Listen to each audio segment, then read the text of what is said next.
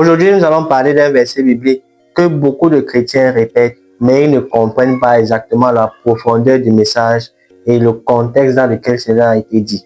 Ce verset, c'est le psaume 116, verset 15. La Bible dit, « Ne touchez pas à mes oins et ne faites pas de mal à mes prophètes. » Beaucoup de chrétiens ont utilisé ce verset pour cacher des injustices spirituelles.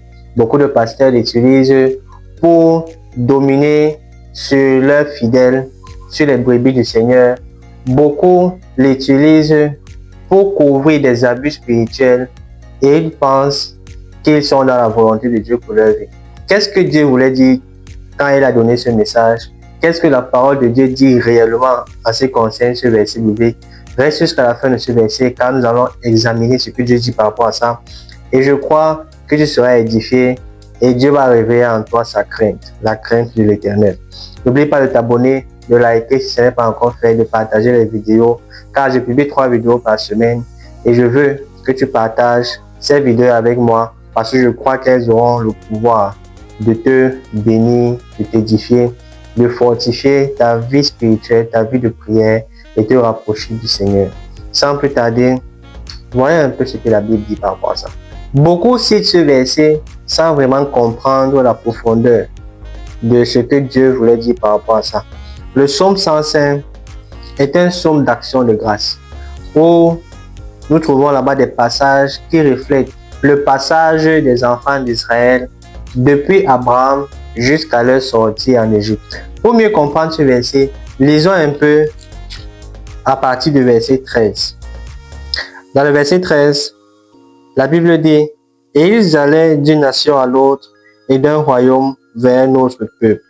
Mais il ne permit à personne de les opprimer et il châtia des rois à cause d'eux. » Le verset 15 dit, « Ne touchez pas à mes oins et ne faites pas de mal à mes prophètes. » Nous voyons en lisant ces versets bibliques que les oins dans ce contexte ne reflètent pas les pasteurs d'aujourd'hui. Ça reflète les patriarches, ça reflète le peuple de Dieu, ça reflète les serviteurs que Dieu a élus, que Dieu a choisis dans l'Ancien Testament. Ce verset montre la protection divine de Dieu en ce qui concerne ses élus, mais ce n'est pas une immunité spirituelle contre la correction. Oint ici vient d'un mot hébreu qui signifie consacré, qui signifie mis à part. Dans l'Ancien Testament, les rois, les prêtres et parfois les prophètes étaient oints avec de l'huile comme signe de consécration. Mais aujourd'hui en Christ, toute personne qui a accepté Jésus, tous les enfants de Dieu qui sont nés de nouveau, sont oints par le Saint-Esprit. C'est pour ça que la Bible nous dit dans 1 Jean 2, verset 20, « Pour vous, vous avez reçu l'onction de la part de celui qui est saint et vous avez tous de la connaissance. » Donc, quand on parle de oint, ne touchez pas mes oints, ça signifie également ne pas mépriser le plus petit disciple qui est fidèle dans Jésus-Christ. Ce n'est pas persécuter les justes, ce n'est même pas opprimer également le plus petit dans le troupeau du Seigneur. Aujourd'hui, beaucoup de pasteurs présentent ce verset biblique pour empêcher qu'on remette en question leurs actes. Ils vont te dire, fais attention, ne méprise pas l'homme de Dieu. Fais attention, car tu parles au prophète de Dieu et la malédiction peut tomber sur toi. Il va te dire, ne touche pas à loin de Dieu que je suis, sinon. Et ça sera toutes sortes de menaces qui vont te pousser à fermer ta bouche, qui vont te pousser à rester soumis, qui va te pousser à rester tranquille de peur que la malédiction tombe sur toi. Mais ce verset biblique n'est pas là, n'est pas une immunité spirituelle contre le péché ou contre la corruption. C'est pas ça. Quand Dieu a envoyé le prophète Nathan parler à David qui venait de commettre l'adultère, Nathan n'a pas dit non, David est l'homme de Dieu, je ne dois pas parler. Non. Il a parlé avec autorité et il a dit de la part du Seigneur ce qu'il avait à dire. Dans Galates 2, nous avons vu où Paul a repris Pierre sévèrement. Et Paul ne s'est pas dit, non, Pierre est l'apôtre du Seigneur, il est oint de Dieu, je n'ai pas parlé. Paul a parlé avec autorité, selon la Bible et avec amour. Le fait d'être un homme de Dieu ne veut pas dire qu'on ne peut pas te ramener à la vérité, qu'on ne peut pas te ramener, on ne peut pas te corriger. La Bible nous fait comprendre qu'en tant qu'enfants de Dieu, nous devons être attirés par la lumière et par la vérité biblique. C'est très important. N'utilisez pas ce verset biblique hors de son contexte et faites peur au peuple de Dieu pour garder les gens captifs à notre autorité ou à notre ministère. Oui, il est aussi vrai que faire du mal intentionnellement à un homme de Dieu, mépriser l'homme de Dieu ou le calomnier est très dangereux. Mais ne touchez pas mes coins ne veut pas dire que tu ne peux pas corriger quelqu'un. Donc tu dois faire très attention. Quand tu traites avec un homme de Dieu, tu dois veiller sur tes intentions et ne pas poser des actes qui te seront préjudiciables demain. Mais ne pas toucher à l'homme de Dieu, ce n'est pas corriger un frère ou restaurer un frère qui est tombé. Ce n'est pas demander à un pasteur de revenir à la vérité ou ce n'est pas interdire un faux enseignement à quelqu'un qui craint Dieu. Tu es libre de ramener un frère, tu es libre de dire la vérité et tu es libre de faire exactement ce que Dieu met dans ton cœur aussi longtemps que tu le fais avec amour et tu le fais sous la direction du Saint-Esprit. Ce que Dieu condamne, c'est une attaque injuste, une persécution malveillante ou le rejet des instruments qu'il a envoyés vers toi, tout simplement par rébellion ou par orgueil. Quand tu fais ça, tu méprises l'homme de Dieu et tu es en train de faire du mal à l'instrument que Dieu a envoyé. Ce verset te concerne quand tu es dans cette logique-là et quand tu poses des actes qui repoussent la volonté de Dieu pour ta vie et qui méprisent les instruments que Dieu envoie vers toi. Donc tu dois savoir qu'il doit avoir une juste crainte vis-à-vis des personnes que Dieu utilise puissamment.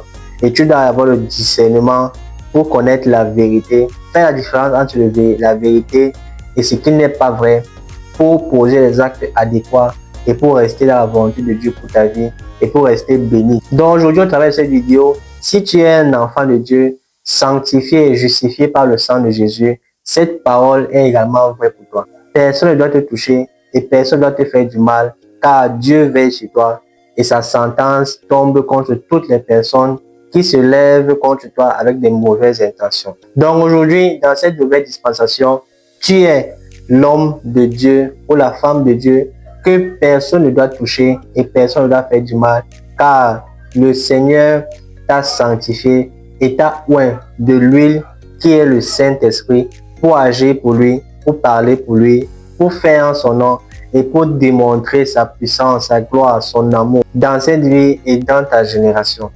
Rappelle-toi à quel point Dieu a protégé Joseph de la prison.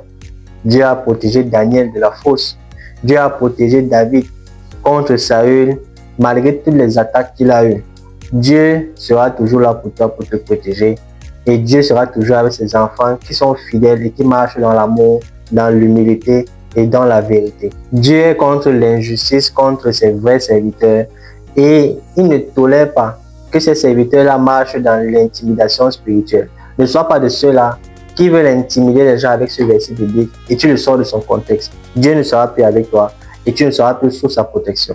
Frères et sœurs, si tu as déjà utilisé ce verset biblique hors de son contexte pour protéger ou pour cacher un péché ou une injustice contre les enfants de Dieu, répands-toi. Si toi également tu as méprisé un frère et une sœur parce qu'il n'est pas déjà un pasteur reconnu ou parce qu'il n'est pas célèbre, répands-toi également. Parce que tu as compris au travers de cette vidéo qu'en tant qu'enfant de Dieu, ce verset nous concerne tous. En tant qu'enfant de Dieu, peu importe grand, petit, vieux ou jeune, nous sommes sous cette parole qui dit que personne ne doit nous toucher et personne ne doit nous faire du mal, car la main de l'Éternel est sur tous ses enfants. Et si tu es homme de Dieu, ne te cache pas derrière ce verset biblique pour échapper à la repentance. Dieu est en train de travailler dans son église pour faire la différence, pour mettre la différence entre ses vrais serviteurs et ceux-là qui sont là pour leur propre gain. Il cherche des hommes et des femmes qui sont dans l'humilité, qui sont dans la vérité et qui sont remplis du feu pour marcher et pour aller pour lui. Prions ensemble un moment. Père, pardonne-nous pour toutes les fois où nous avons utilisé ta parole pour notre propre gain, à nos propres fins. Remplis-nous, Seigneur, de ton humilité et de la vérité. Donne-nous la grâce, Seigneur, d'honorer tous tes oins sans tomber dans l'idolâtrie. Remplis-nous également de la connaissance et donne-nous, Seigneur, cette capacité de corriger avec amour, de protéger ton Église et de marcher, Seigneur, dans la vérité. Purifie ton Église, Seigneur, et ramène-nous à la crainte de ton nom. Au nom de Jésus, nous avons prié. Amen. Si ce message t'a béni, t'a parlé, t'a édifié, si aujourd'hui tu sais que tu es vraiment un saint de l'Éternel, tu es un oint de Dieu, partage, like la vidéo et abonne-toi si ce n'est pas encore fait. Et rappelle-toi que en tant que oint de l'Éternel, tu dois également honorer tous ceux-là qui sont enfants de Dieu, qui ont également reçu cette huile du Saint-Esprit qui les conduit à marcher pour Dieu et à faire pour Dieu. Reste dans la vérité, répands-toi si ce n'est pas encore fait et Dieu va venir te restaurer et Dieu va venir te donner une nouvelle opportunité de faire pour lui et au travers de lui. N'oublie pas que nous sommes ensemble sur ce chemin de grâce. Nous allons arriver et atteindre les objectifs que Dieu nous a fixés. N'oublie pas de prendre bien soin de toi et la paix sur toi. Shalom.